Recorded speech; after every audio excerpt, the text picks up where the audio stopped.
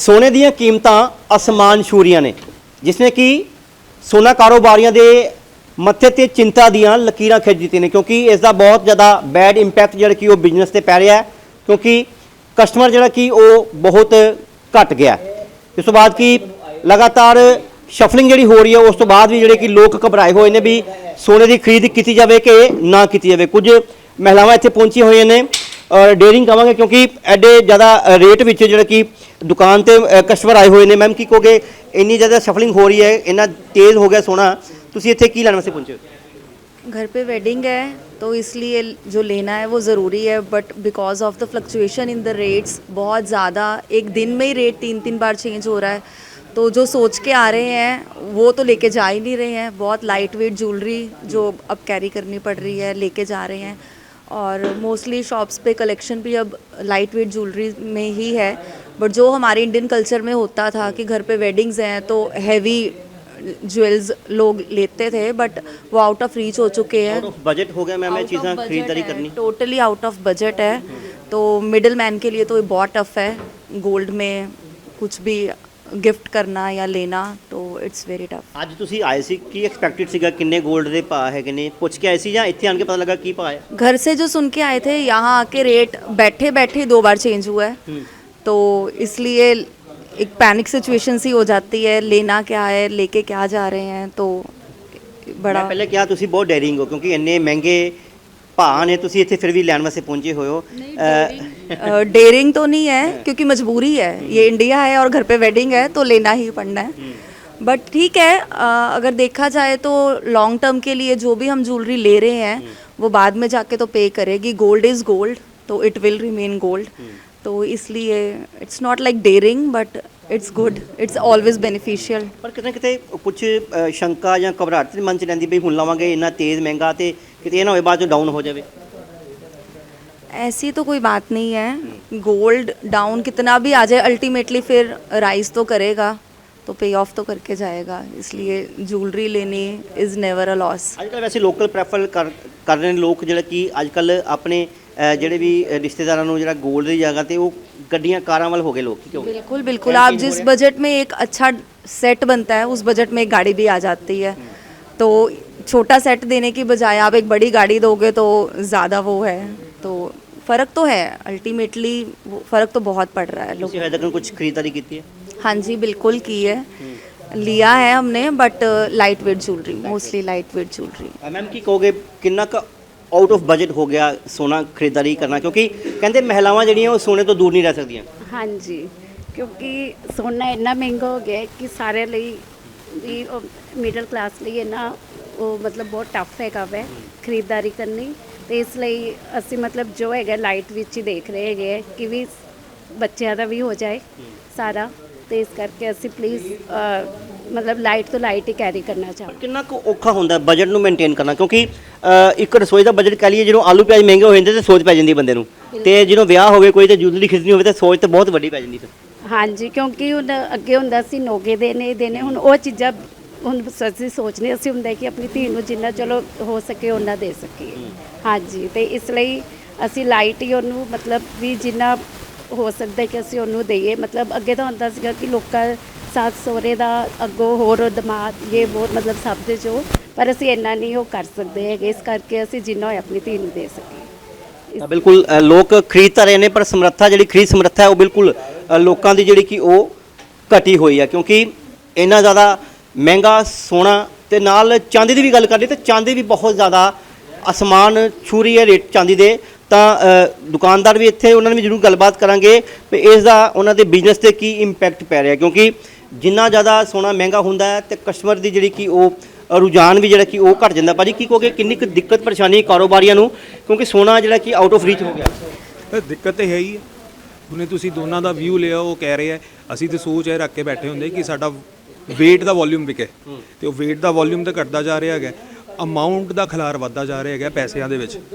ਸੋ ਦਿੱਕਤ ਇਹ ਆਈ ਹੈ ਅਮਾਊਂਟ ਤੁਸੀਂ ਇਕੱਠੀ ਕਰਕੇ ਤੇ ਜਦੋਂ ਸੋਨਾ ਲੈਣ ਜਾਂਦੇ ਹੋ ਲਿਫਾਫਿਆਂ 'ਚ ਪੈਸੇ ਲੈ ਕੇ ਜਾਓ ਜੇਬ ਦੇ ਵਿੱਚ ਟੁਕੜੀ ਲੈ ਆਓ। So it doesn't make any sense ਇੰਨੀ ਹਾਈਕ ਸਭ ਤੋਂ ਮੇਜਰ ਦਿੱਕਤ ਹੈਗੀ ਹੈ ਕਿ ਸਟੇਬਲ ਨਹੀਂ ਹੋ ਰਿਹਾ। Stability is one factor which should be there and it should come as soon as possible.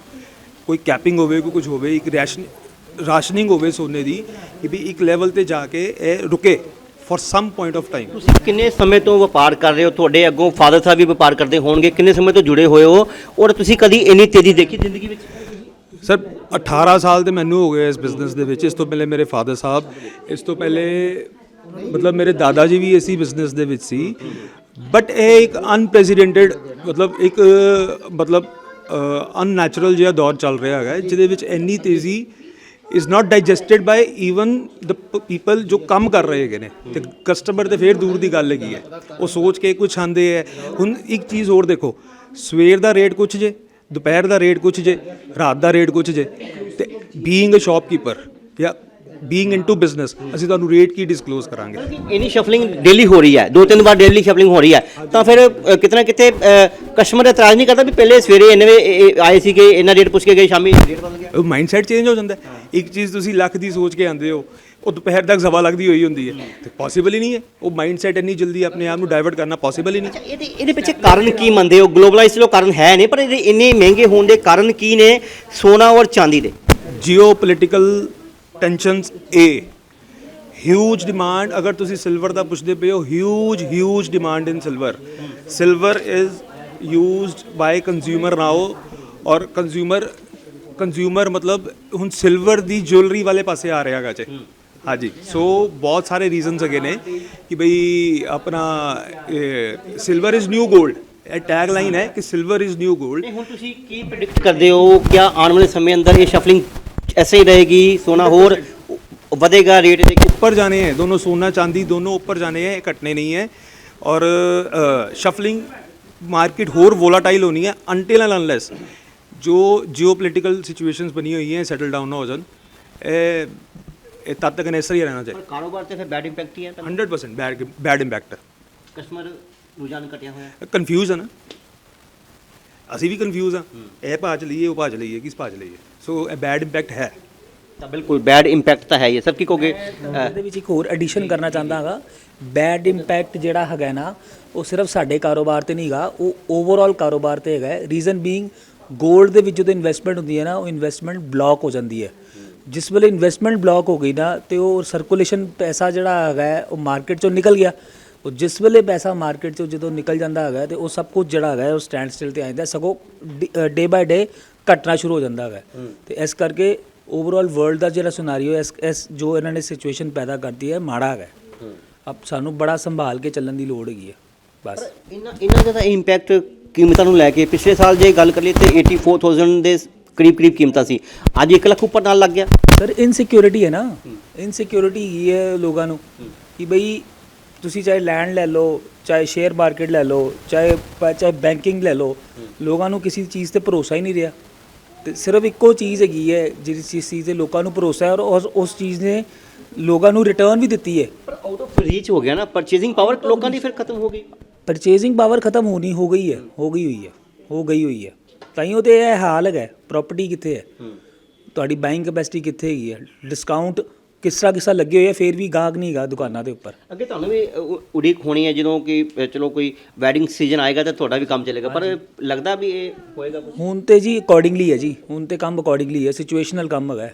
ਜਿਹਦੇ ਕੋਲ ਜੋ ਸਿਸਟਮ ਹੈਗਾ ਉਹਦੇ ਅਕੋਰਡਿੰਗਲੀ ਅੱਜ ਕੱਲ੍ਹ ਰੇਂਜ ਬਾਉਂਡ ਹੈ। ਪਹਿਲੇ ਤੋਲਿਆਂ ਦੇ ਹਿਸਾਬ ਨਾਲ ਕੰਮ ਚੱਲਦਾ ਸੀ, ਹੁਣ ਲੱਖਾਂ ਦੇ ਹਿਸਾਬ ਨਾਲ ਕੰਮ ਚੱਲਦਾ ਹੈਗਾ ਕਿ ਵੀ ਇੰਨੇ ਲੱਖ ਦਾ ਅਸੀਂ ਸਮਾਨ ਲੈਣਾ ਹੈਗਾ। ਤੁਸੀਂ ਵੀ ਕਾਰੀਗਰ ਤੇ ਪ੍ਰੈਸ਼ਰ ਜਨਰੇਟ ਕਰਦੇ ਹੋਣੋ ਵੀ ਇਹਨੂੰ ਘੱਟ ਤੋਂ ਘੱਟ ਵੇਟ ਵਿੱਚ ਜਿਹੜਾ ਕਿ ਤਿਆਰ ਕੀਤਾ ਜਾਵੇ। ਇਹ ਦੇਖੋ, ਇਹ ਸੈੱਟ ਸਾਡੇ ਕਾਰੀਗਰ ਨੇ, ਇਹ ਸੈੱਟ ਅੱਜ ਤੋਂ 5 ਸਾਲ ਪਹਿਲੇ 10 ਤੋਂ 12 ਤੋਲੇ ਦਾ ਬਣਦਾ ਸੀਗਾ।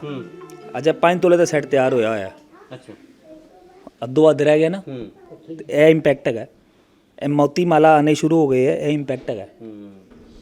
ਤਾਂ ਬਿਲਕੁਲ ਜਿਹੜਾ ਕਿ ਸੋਨਾ ਦੇ ਕਾਰੋਬਾਰ ਕਰਨ ਵਾਲੇ ਜਿਹੜੇ ਦੁਕਾਨਦਾਰ ਨੇ ਉਹ ਵੀ ਕਨਫਿਊਜ਼ ਨੇ, ਕਿਉਂਕਿ ਲਗਾਤਾਰ ਜਿਹੜੀ ਕਿ ਸੋਨੇ ਦੀ ਸ਼ਫਲਿੰਗ ਹੋ ਰਹੀ ਹੈ। ਡੇਲੀ ਦੇ ਜਿਹੜੇ ਕਿ ਰੇਟ ਨੇ ਉਹ ਵੱਧ ਘਟ ਰਹੇ ਨੇ। ਜੇ ਫਿਲਹਾਲ ਦੇ ਅੱਜ ਦੀ ਗੱਲ ਕਰ ਲਈਏ ਤਾਂ ਸੋਨਾ ਕਰੀਬ 2.25 ਲੱਖ ਰੁਪਏ ਤੋਲੇ ਦੇ ਹਿਸਾਬ ਨਾਲ ਜਿਹੜਾ ਕਿ ਉਹ ਮਿਲ ਰਿਹਾ ਹੈ, ਜਿਸ ਨੇ ਕਿ ਲੋਕਾਂ ਨੂੰ ਵੀ ਹੈਰਾਨ ਕੀਤਾ ਹੋਇਆ, ਕਿਉਂਕਿ ਲੋਕ ਅਕਸਰ ਆਪਣੇ ਵਿਆਹ ਸ਼ਾਦੀਆਂ ਵਿੱਚ ਸੋਨੇ ਦੀ ਖਰੀਦ ਕਰਦੇ ਸੀ, ਪਰ ਜੋ ਹਾਲਾਤ ਹੁਣ ਬਣੇ ਹੋਏ ਨੇ ਸੋਨੇ ਦੇ ਇੰਨੇ ਜ਼ਿਆਦਾ ਅਸਮਾਨ ਛੂ ਰਹੇ ਰੇਟ ਨੇ, ਲੋਕਾਂ ਦੀ ਪਰਚੇਜ਼ਿੰਗ ਪਾਵਰ ਜਿਹੜੀ ਕਿ ਉਹ ਬਿਲਕੁਲ ਘਟ ਚੁੱਕੀ ਹੈ ਔਰ ਲੋਕ ਚਾਹੁੰਦੇ ਨੇ ਸੋਨੇ ਦੇ ਭਾਅ ਘਟਣ ਤਾਂ ਜੋ ਉਹ ਮੁੜ ਤੋਂ ਸੋਨੇ ਦੇ ਟ੍ਰੈਂਡ ਵੱਲ ਜਿਹੜਾ ਕਿ ਉਹ ਹੋ ਸਕਣ।